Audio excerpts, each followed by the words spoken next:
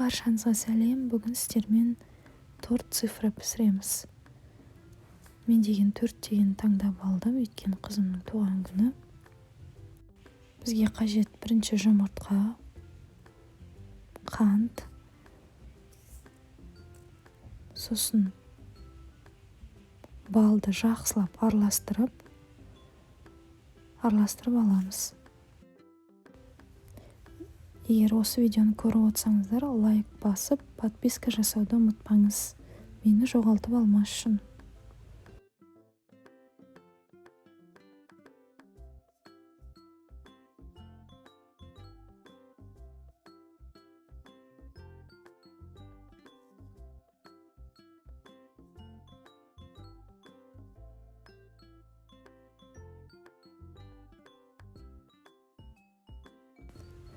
Жақсылап араласқаннан кейін май қосамыз. Маймен де жақсылап араластырып, аз ғана отқа қоямыз. Отқа қойғанда майды қайнатпаймыз. Толықтай ерігенше оттың астында болу керек. Одан кейін ас содасын қосамыз. Ас содасын қосқанда масса кішкене көтеріледі. Бұл ас содасымен масса реакция беріп жатыр деген сөз. Реакция болған кезде жақсылап араластырып аламыз.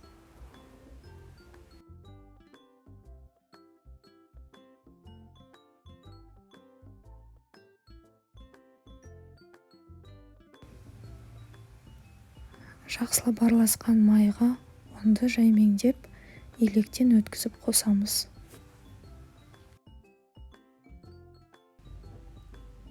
Жақсылап венчикпен араластырып аламыз.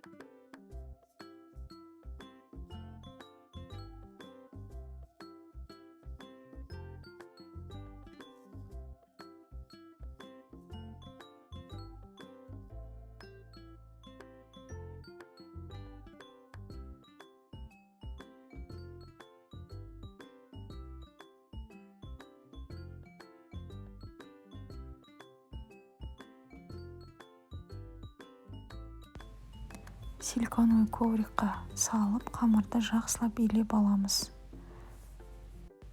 Қамыр қолға жабыспақ болып келеді. Сол үшін тоңазытқышқа 2 сағат көлемінде салафанға орап салып қоямыз.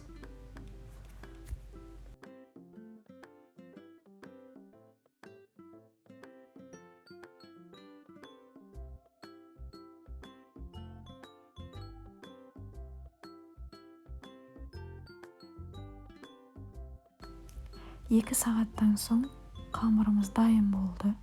2-ге бөліп аламыз. Егер сіз 2 цифра жасасаңыз, рецепті 2-ге көбейтесіз.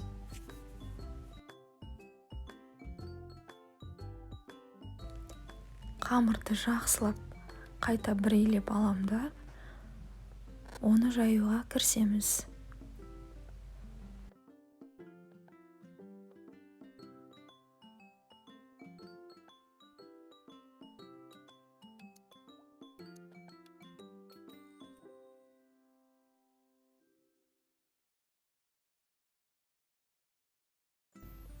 қамырды жаяр алдында өзіңізге керек әріпті болмаса санды алдын ала кесіп дайындап қою керексіз. Мысалы мен 4 цифрасын таңдадым.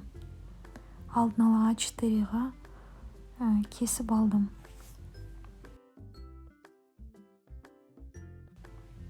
Жан-жағын кесіп, цифрамды қойдым да жан-жағын кесіп алдым.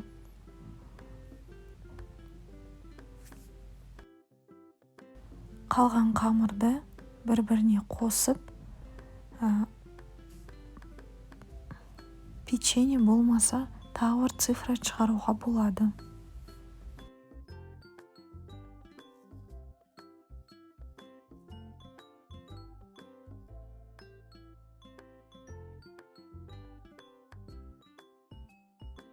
Өзіңізге керек форманы кесіп алғаннан кейін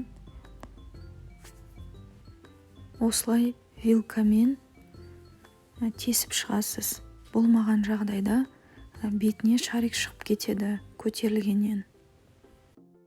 Қызып тұрған 180 градусқа 5-7 минут пісіріп аламыз.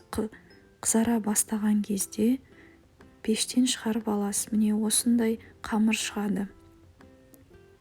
Қамыр жұмсақ әрі эластичный болады, өте керемет болып піседі.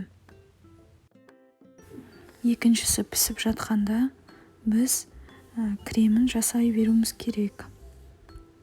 Бізге 200 грамм сливки, 200 грамм крем-чиз және сахарная пудра 100 грамм қажет. Жақсылап 7-8 минут араластырамыз, өзіңіздің миксеріңізге байланысты.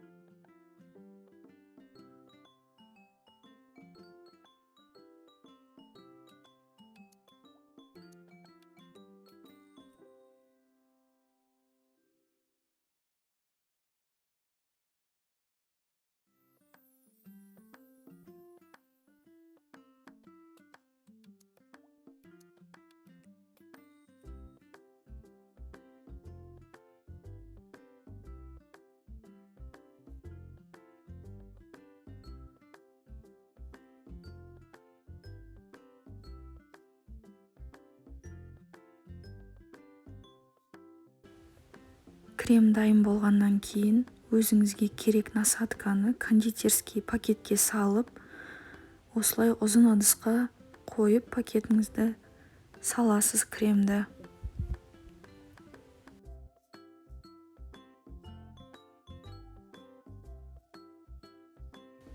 Мен өзім закрытая звезданы алдым. Насадка өте әдемі болып шығады. Сіз вупи пайға арналған насадка алсаңыз да болады.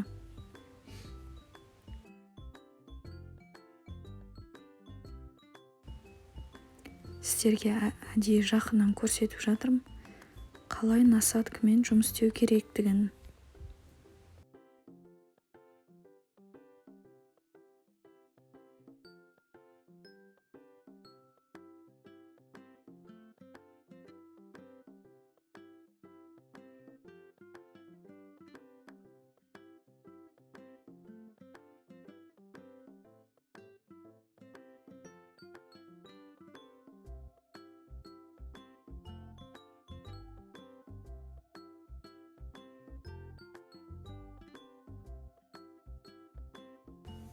Міне, бір қатарын толықтай бітірдім. Енді екіншісін толтыруға кірісемін.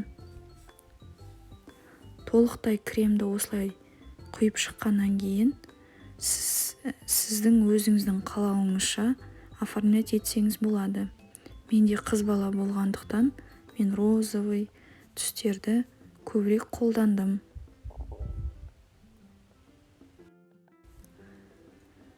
Видео ұнаса лайк басып, подписка жасауды ұмытпаңыздар. Қарағандарыңыз үшін үлкен рахмет.